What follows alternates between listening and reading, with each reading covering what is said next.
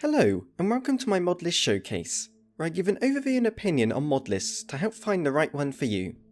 This time, we are looking at the Fallout 4 2023 Ultimate Graphics Modlist by FloatyNebula.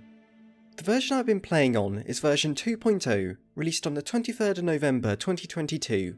You can check on the list Discord linked below for any changes and updates.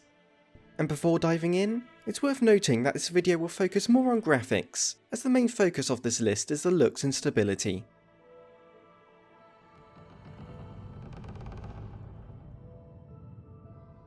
The 2023 Ultimate Graphics Modlist is available to download using the Wabberjack Modlist installer. While I won't cover the specifics of the installation in this video, the installation was quick and easy, with clear instructions provided on their Nexus mod page. And it's worth noting that when I installed, the file to automatically download the list wasn't found on the actual Wabberjack program, so you need to grab it from their Nexus page. With over 100 mods, you'll need about 100GB of storage to download, and once in game, there's a couple of menus you'll need to configure, but it's easily done by following this video on the FloatyNebula YouTube channel. Now for what the mod list adds. Again, I'll mainly be talking about the graphics, although I will cover a few gameplay changes and add-ons.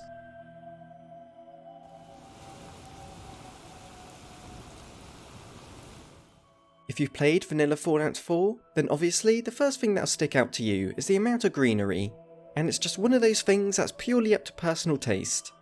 While I do enjoy the dead look of the Fallout games, I will admit that Fallout 4's landscape can come across as bland at times, as it's usually just different shades of brown. So I myself find the added greenery a nice touch. Plus it actually affects combat, as you and enemies can be harder to see amongst trees. Providing all this vegetation is the mod Forest, which adds trees of varying sizes across the Commonwealth, all of which with high-res textures and high-quality models. The mods Grasslands and New Landscape Grass have also been included, which adds layers of grass to the world that aren't too overgrown. Then there's the overhauled textures, with the massive Fallout 4 HD overhaul being used to update nearly every texture in the game, be it landscape, interiors, weapons, clothing, and more. To put into perspective how large of a texture mod this is, out of the 80GB needed for the list, around half of that comes from these textures alone. It completely modernises the game, and updates textures anywhere from 1K to 8K resolution. The footage really speaks for itself. Plus all this comes with newly updated LODs, so the landscape at a distance all fits with the new textures and trees. Then to top things off, NPCs have been improved with CBBE and a variety of other mods to improve skin and hair.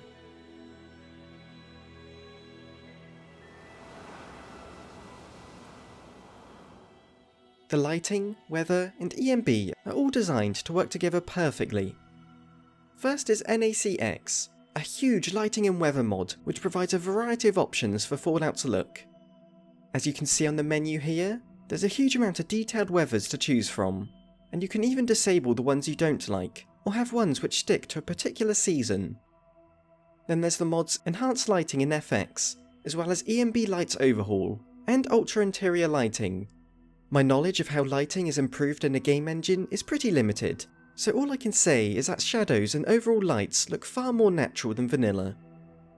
And finally there's the ENB, with Reactor ENB being one of the newer and best ENBs to come out this year. It adds a huge amount of depth and improves the shadows significantly. It also leans on the vibrant side of Fallout 4, which can be jarring at first, but you quickly get used to it. Now, all these lighting and weather mods were added with the Reactor ENB in mind, so it's best not to swap it out. However, there's a number of tweaks you can make to have it better suit you. If you press the End key on your keyboard, you'll bring up the ENB menu. Down here you can switch off the bloom effect, the lens effect, and depth of field. Then if you go to this tab here, you can disable a number of screen effects, such as the vibrancy. Personally, I'd recommend switching off the following settings: Film Grain, as it adds unnecessary noise to the image; Vignette, as it darkens the edges of your screen; and most importantly, Chromatic Aberration, which blurs and distorts the colours to give the perception that the screen is a camera lens, and I myself just find it so ugly, yet a lot of games use it and people seem to like it, so I guess I'm just crazy. But like seriously, look at it. It just smudges the screen. Like, why is this a thing some games have automatically enabled? I don't get it, it looks terrible.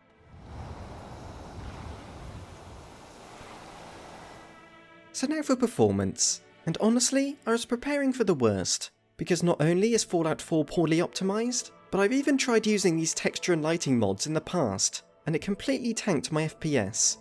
But it runs well. Like, really surprisingly well. I had around 60 FPS almost the entire time, even in Boston City, which is saying something. And while sure there's the occasional dip every now and then, it's still really impressive for Fallout 4.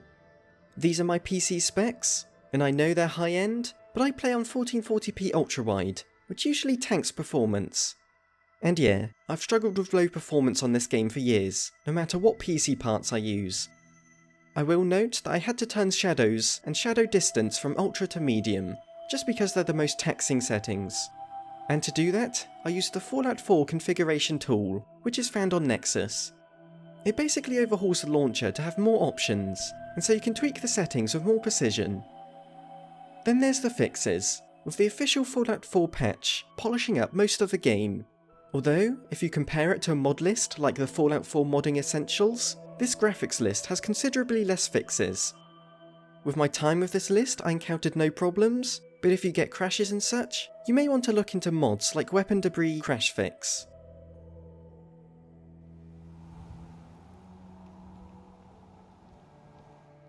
While it's not the focus of this list, there are a couple of gameplay mods added for convenience. The Start Me Up mod provides new options for the start of the game. You can go through the vanilla opening, skip the opening, or even be placed into the wasteland as an entirely unique character. There's also Fall UI, which improves the UI to provide more information, and Immersive HUD, which hides it when exploring, and also comes with a bunch of HUD options, easily tweaked in the mod menu. Finally, the Wasteland Illumination mod is included, which I've put under the gameplay section because it provides more illumination to the world at night, which can be useful for navigation in darker weathers.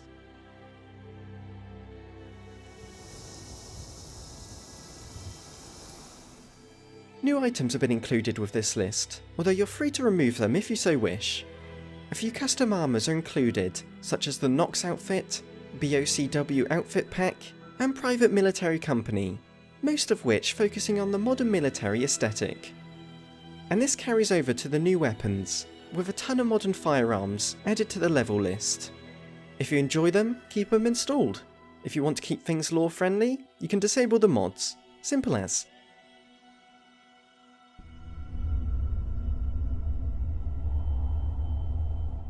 For audio, just the reverb and audio ambience mod is included, but it alone adds huge improvements, especially with gunshots cracking away in the distance. Have a listen for yourself.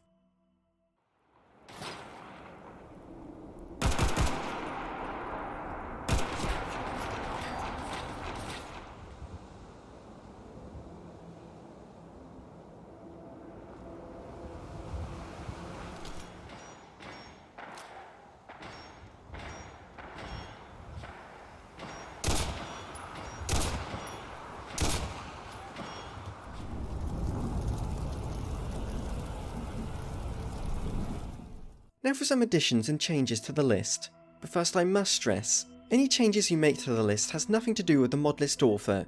You should only do so if you have an understanding of modding and accept that any consequences are yours to deal with. Now, obviously because this list hasn't focused on gameplay, it's up to you to configure it how you want.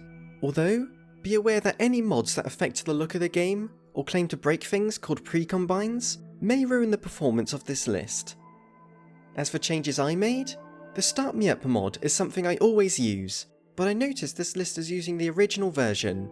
While it still works, I'd recommend swapping it out for the Start Me Up Redux mod, which is exactly the same except with more fixes and patches for other quest mods. I also added the Raw Input mod, which fixes Fallout 4's awkward mouse sensitivity. And there's the High FPS Physics mod, which stops the game from freaking out above 60 FPS. If you use ultra-wide like me, you'll need to add the TrueB9 ultra-wide patch to fix the UI, and use the Fallout 4 configuration tool to set the correct aspect ratio. But other than that, you can try adding whatever mods you want, if you know how to of course.